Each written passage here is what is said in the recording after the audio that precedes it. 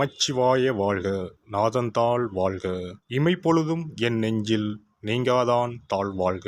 வாழ்க வளமுடன். அனைவருக்கும் இனிய வணக்கங்கள். அனைவருக்கும் இனிய ஆங்கில புத்தாண்டு நல்வாழ்த்துக்கள். பிறக்கும் இந்த புதிய ஆண்டில் உங்கள் வாழ்வில் மிகுந்த சந்தோஷமும் வளமும் பெற்று புதிய இலக்குகள், புதிய வாய்ப்புகள், புதிய வெற்றிகளுடன் இந்த 2024ஆம் ஆண்டு அமைய எல்லாம் வல்ல இறைவனை வேண்டி விரும்பி கேட்டுக்கொள்கிறேன். நிகழும் ஸ்ரீ மங்களகரமான சோபகிருது ஆண்டு ஜனவரி மாதம் 1ஆம் தேதி மார்கழி 16 அன்று பஞ்சமி திதியில் மகம் நட்சத்திரத்தில் கௌளவம் கரணத்தினில் சித்தயோகம் கூடிய நன்னாளில் இந்த ஆங்கில புத்தாண்டு பிறக்கின்றது. புத்தாண்டின் கிரக நிலைகளை ஆராய்ந்து பார்க்கும்போது குரு பகவான் மேசராசியில் வக்ர நிவர்த்தி அடைகிறார். ராகு பகவான் மீனராசியிலும், சனி பகவான் கும்பராசியிலும், புதன் செவ்வாய் சூரியன் தனுசு ராசியிலும், சுக்கிரன் விருச்சிக ராசியிலும், சந்திரன் சிம்ம ராசியிலும், கேது பகவான் கன்னி ராசியிலும் சஞ்சாரம் செய்கின்றனர். மே 1ஆம் தேதி குரு பகவான் மேச ராசியில் இருந்து ரிஷபராசிக்கு பெயர்ச்சியாகின்றார். அக்டோபர் 9, 2024இல் குரு பகவான் ரிஷபராசியில் வக்ரகதி அடைகின்றார். இதனால் அனைத்து ராசிக்காரர்களுக்கும் யோகம் அடைவார்கள். ஜூலை 29ஆம் தேதி முதல் நவம்பர் 15ஆம் தேதி வரை சனி பகவான் வக்ரகதி அடைந்து பின் நேர்கதி அடைகிறார். எல்லோரிடமும் அன்பாக இருக்கும் தனுசு ராசி அன்பர்களே, உங்கள் கிரக நிலைகள் ராசிஸ்தானத்தில் சூரியன் செவ்வாயும், சகோதரஸ்தானத்தில் சனியும், சுகஸ்தானத்தில் ராகுவும், புத்திரஸ்தானத்தில் குருவும், பாக்கியஸ்தானத்தில் சந்திரனும், கர்மஸ்தானத்தில் கேதுவும், போகஸ்தானத்தில் சுக்கிரன் புதனும் உள்ளனர். குரு பகவான் 5ஆம் பார்வையாக சிம்ம ராசியையும், 7ஆம் பார்வையாக துலாம் ராசியையும், 9ஆம் பார்வையாக தனுசு ராசியையும் பார்வையிடுகிறார். சனி பகவான் 3ஆம் பார்வையாக மேச ராசியையும், 7ஆம் பார்வையாக சிம்ம ராசியையும், 10ஆம் பார்வையாக விருச்சிகம் ராசியையும் பார்வையிடுகிறார்.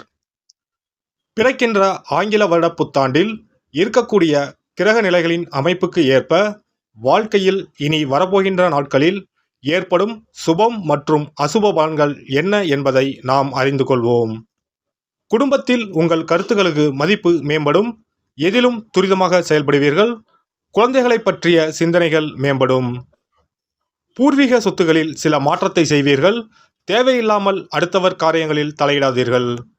சமூக பணிகளில் விவேகத்துடன் செயல்படவும் மனதில் நினைத்திருந்த ஒரு சில ஆசைகள் நிறைவேறும். பயனற்ற சிந்தனைகளை தவிர்ப்பது நல்லது. ஏற்றுமதி துறையில் புதுமையான அனுபவம் ஏற்படும். பொருளாதார முன்னேற்றம் அதிகரிக்கும். மறைமுகமான திறமைகளை வெளிப்படுத்துவீர்கள். ஆடம்பரமான சிந்தனைகளால் சேமிப்பு குறையும். நடைமுறைக்கு தகுந்த விதத்தில் வாகனங்களை மாற்றி அமைப்பீர்கள். நரம்பு சார்ந்த இன்னல்கள் ஏற்பட்டு நீங்கும். விசா தொடர்பான பிரச்சனைகள் குறையும். வாக்குறுதிகள் அளிக்கும் போது சூழ்நிலை அறிந்து செயல்படவும். கடன் சார்ந்த பிரச்சனைகள் குறையும். குடும்ப உறுப்பினர்களிடம் மனம் விட்டு பேசுவது புரிதலை மேம்படுத்தும். உடல் ஆரோக்கியம். உடல் ஆரோக்கியத்தில் ஏற்ற இறக்கமான சூழல் உண்டாகும். உணர்ச்சி வசமான பேச்சுக்களை குறைத்துக் கொள்ளவும். அவ்வப்போது ஒற்றை தலைவலி சார்ந்த பிரச்சனைகள் ஏற்பட்டு நீங்கும். எதிலும் சிக்கனமாக செயல்படுவது பல பிரச்சனைகளுக்கு தீர்வாக இருக்கும். பெண்களுக்கு பொழுதுபோக்கு விஷயங்களில் ஆர்வம் அதிகரிக்கும். கடினமான பணிகளையும் சாதாரணமாக செய்து முடிப்பீர்கள். குடும்ப உறுப்பினர்களின் வழியில் ஒத்துழைப்பு கிடைக்கும். வாகன பயணங்களில் ஆர்வம் ஏற்படும். வாழ்க்கை துணைவர் வழியில் விட்டு கொடுத்து செல்வது நல்லது. மறைமுகமான சில விஷயங்களை எளிதில் புரிந்து கொள்வீர்கள். மாணவர்களுக்கு கல்வியில் இருந்து வந்த குழப்பமும் தயக்கமும் படிப்படியாக குறையும். புதிய ஆராய்ச்சி சார்ந்த துறைகளில் ஆர்வம் ஏற்படும். எதிர்காலம் சார்ந்த தெளிவான முடிவுகளை எடுப்பீர்கள். விளையாட்டுத் துறைகளில் திறமைகளை வெளிப்படுத்துவீர்கள். பணிபுரிவோர்கள் உத்தியோக பணிகளில் சற்று கவனத்துடன் செயல்பட வேண்டும். சஞ்சலமான சிந்தனைகளை தவிர்த்து கொள்வது நல்லது. இடமாற்றம் சார்ந்த விஷயங்களில் சிந்தித்து செயல்படவும். உயர் அதிகாரிகளிடம் விட்டு கொடுத்து செல்வதால் அனுகூலமான பலன்கள் ஏற்படும். அலுவலகம் சார்ந்த ரகசியங்களில் விவேகத்துடன் செயல்படவும். சக ஊழியர்களால் பொருளாதாரம் சார்ந்த உதவிகள் கிடைக்கும். வியாபார பணிகளில் தகுந்த ஆலோசனை பெற்று புதிய முதலீடுகளை மேற்கொள்ளவும். எதிர்பாராத சில தடைகளால் தாமதமும் அலைச்சலும் ஏற்படும். நடைமுறை வியூகங்களை அறிந்து செயல்படவும் வழக்கு சார்ந்த விஷயங்களில் சில மாற்றங்கள் ஏற்படும். அடிக்கடி பயணங்களை மேற்கொள்வதற்கான சூழல் உண்டாகும். தொழில் நிமித்தமான சில தந்திரங்களை புரிந்து கொள்வீர்கள். கலை சார்ந்த துறைகளில் புதுவிதமான அனுபவங்களை பெறுவீர்கள். எதிர்பார்த்த சில வரவுகள் தாமதமாக கிடைக்கும். அளவான பேச்சுக்கள் உங்கள் மீதான நம்பிக்கையை மேம்படுத்தும். வெளி வட்டாரத்தில் திறமைக்கு உண்டான மதிப்பும் மரியாதையும் கிடைக்கும். கடைசி நிமிடத்தில் நினைத்த பணிகளில் சில மாற்றங்கள் ஏற்படும். சுபகாரியம் தொடர்பான விரயங்கள் உண்டாகும். வீடு மனை வாங்குவதில் ஆர்வம் ஏற்படும். அரசியல்வாதிகள் கட்சி சார்ந்த பணிகளில் விவேகத்தோடு செயல்படவும். உடன் இருப்பவர்களிடம் முன் கோபமின்றி செயல்படுதல் நல்லது. பலதரப்பட்ட மக்களின் அறிமுகம் ஏற்படும். எதிர்பாராத சில பயணங்களால் உடலில் ஒருவிதமான அசதி உண்டாகும். ஆதாரம் இல்லாத கருத்துக்கள் கூறுவதை தவிர்ப்பது நல்லது. செவ்வாய்க்கிழமை தோறும் நல்லெண்ணெய் தீபம் ஏற்றி முருகப்பெருமானை வழிபாடு செய்து வர சிந்தனைகளில் தெளிவும் மனதளவில் உத்வேகமும் பிறக்கும். சிறப்பு பரிகாரங்கள். வருமானத்தை பெருக்குவதற்கு வருமானம் வந்ததும் அல்லது சம்பளம் வாங்கியதும் அந்த தொகையில் 1% தொகையை தனியாக எடுத்து வைத்து விடுங்கள்.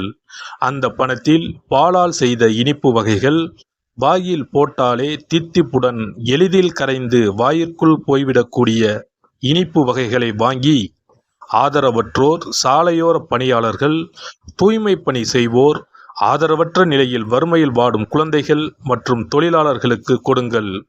மகிழ்ச்சியுடன் உங்கள் கைகளால் இனிப்புகளை கொடுங்கள். இப்படி செய்வதால் சனி சுக்கிர யோகம் உண்டாகும். இதனால் வருமானம் பெருகுவதுடன் கையில் பணம் சேர்ந்து கொண்டே இருக்கும். வருமானத்திற்கு தடையோ பஞ்சமோ வராது. ஏதாவது ஒரு வகையில் பணம் வந்து கொண்டே இருக்கும். இது தவிர மாத சம்பளம் வாங்கியதும் அல்லது கைக்கு வருமானம் வரும்போது ஒவ்வொரு மாதமும் முதல் செலவாக வீட்டிற்கு கல்லுப்பு, ஊறுகாய் போன்றவற்றை வாங்கி வைக்கவும். கல்லுப்பு, ஊறுகாய் போன்றவை மகாலட்சுமிக்கு மிகவும் விருப்பமான ஒன்று. இந்த பொருட்கள் வீட்டில் இருந்தால் மகாலட்சுமியின் அருள் வீட்டில் இருந்து கொண்டே இருக்கும். எந்த காரணத்திற்காகவும் இந்த பொருட்களை தானமாகவோ கடனாகவோ கொடுக்கக்கூடாது. எல்லாம் வல்ல இறையருளால் நீங்களும் உங்கள் அன்பு குடும்பமும் உடல் நலம், நீலாயுள், நிறை செல்வம், உயர் புகழ், மெய்ஞானம் ஓங்கி வாழ்க வளமுடன்.